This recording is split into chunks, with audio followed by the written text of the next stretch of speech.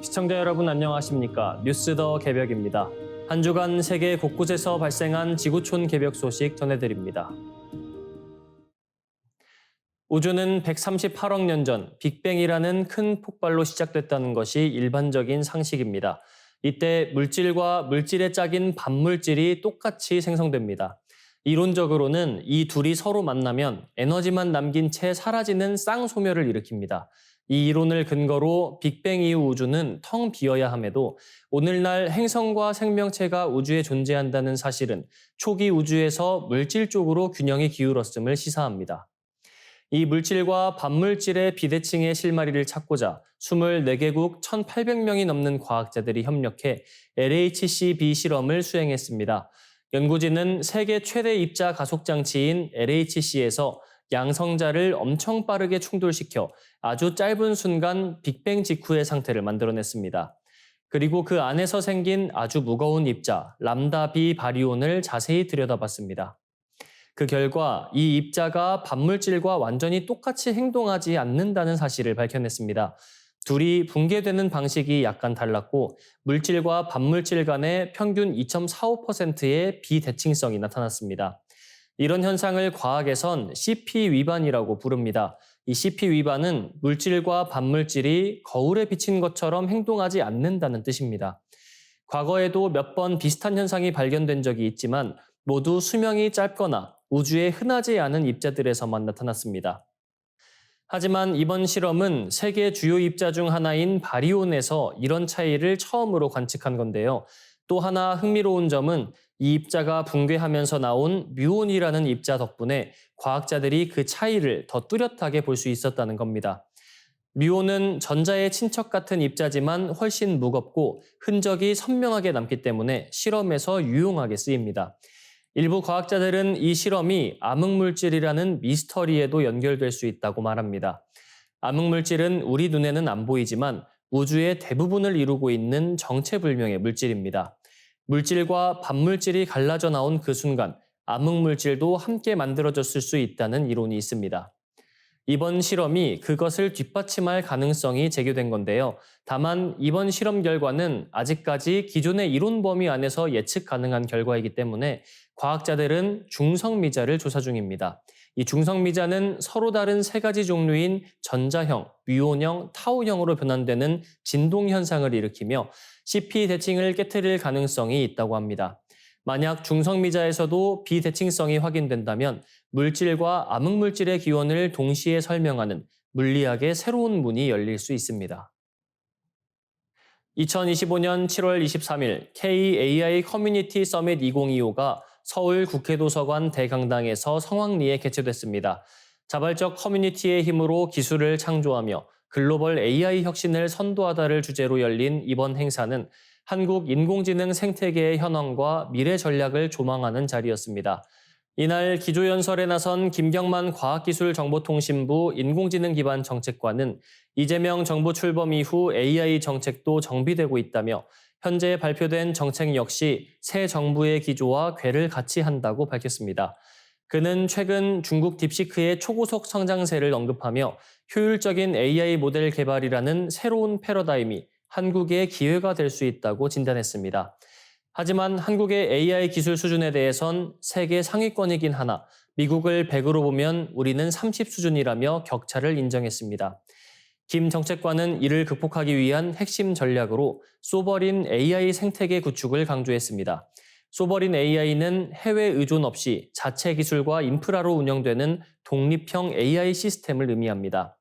그는 AI 생태계는 모델뿐만 아니라 데이터 센터, 클라우드, GPU 등 핵심 인프라의 통합이라며 이 영역에서 주도권을 잃으면 국가 경쟁력도 위협받는다고 경고했습니다. 특히 국방 외교 안보 분야에서 소버린 AI의 중요성은 핵무기 보유 여부에 비견된다고 강조했습니다. 과기정통부는 이를 위해 GPU 공급 확대, 국산 NPU 개발, AI 데이터 센터 설립 지원, 특별법 제정을 통한 민간 투자 촉진, AI 통합 데이터 제공 시스템 구축 등을 추진합니다.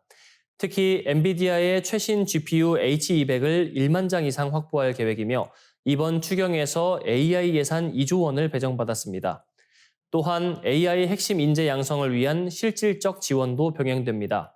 김 정책관은 GPU 사용 환경과 기술 동료 네트워크가 인재 확보의 핵심이라며 이를 반영한 논의가 활발히 이루어지고 있다고 전했습니다. 현재 우리나라에서도 토종 AI 모델 14개가 개발됐지만 미국과 중국에 비해 현저히 부족한 상황입니다. 김 정책관은 단순한 양적 경쟁을 넘어서 실질적인 주권 AI를 구축할 때라며 지금이 골든타임이라고 거듭 강조했습니다. 대한민국이 글로벌 AI 강국으로 도약하기 위해선 기술력뿐 아니라 주도권 확보가 필수입니다. 이날 서밋은 그 출발선에서 소버린 AI의 방향성과 전략을 구체적으로 제시한 계기가 됐습니다. 태국과 캄보디아 사이에 무력 충돌이 일어났습니다.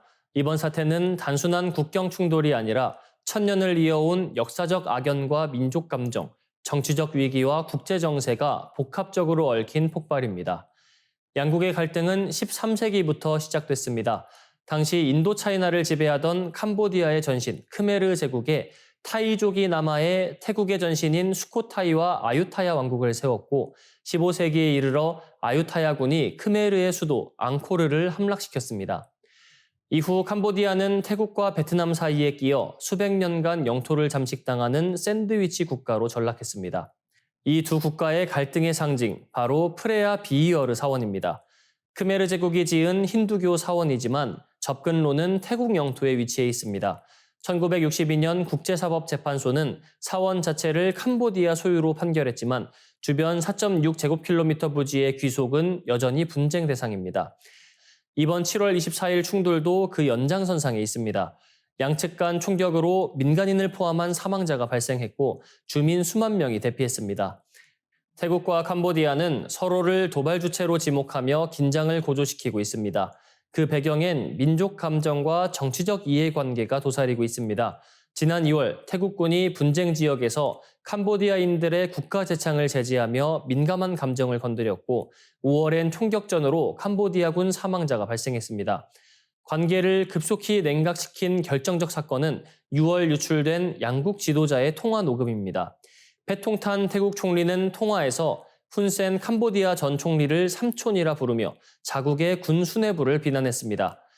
해당 발언은 정치권의 거센 반발을 불렀고 연립 정부 붕괴 및 총리 탄핵 추진으로 이어졌습니다. 이 과정에서 패통탄 총리 지지율은 30%대에서 9%로 급락했고 전국 불안이 국경 군사 긴장으로 번졌습니다. 이와 함께 미중 간 패권 경쟁도 갈등의 배경에 있습니다. 캄보디아는 중국 자본이 대거 투입된 시아누크빌 항만과 메콩강 댐 등을 보유한 친중 국가입니다. 반면 태국은 미국과 70년 안보 협력 관계를 맺고 있으며 매년 코브라 골드 연합훈련을 통해 인도 태평양 전략의 핵심 거점 역할을 합니다.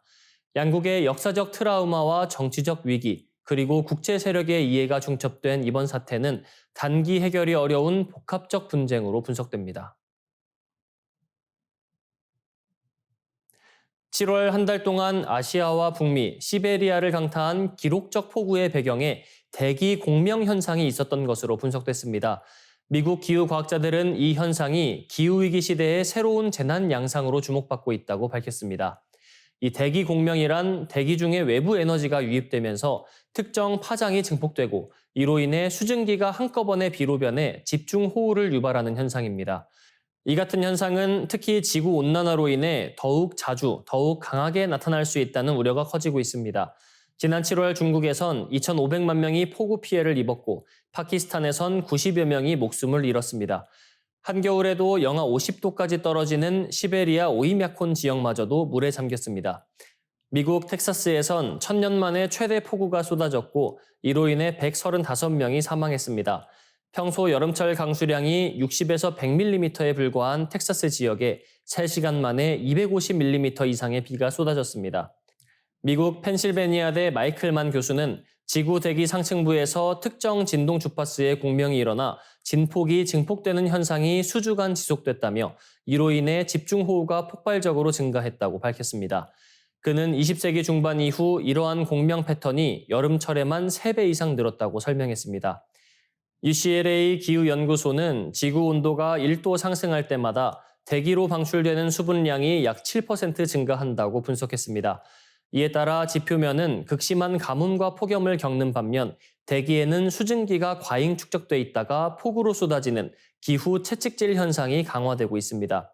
UCLA의 데니얼 스웨인 교수는 여름 내내 대기 중에 지표의 수분을 빨아들이는 거대한 스펀지 기단이 형성됐고 이후 이 수분이 순식간에 쏟아졌다며 앞으로는 평균 강수량보다 국지적 극단적 호우가 더욱 위험한 형태로 나타날 것이라고 경고했습니다. 지구가 점차 극단의 날씨에 노출되고 있습니다. 단순한 이상 기후가 아니라 기후 시스템의 구조적 변화가 현실화되고 있습니다. 전문가들은 이제 여름철 기록적 폭우가 일상이 될 수 있다고 경고합니다. 이상으로 뉴스 더 개병 마치겠습니다. 시청해주신 여러분 고맙습니다.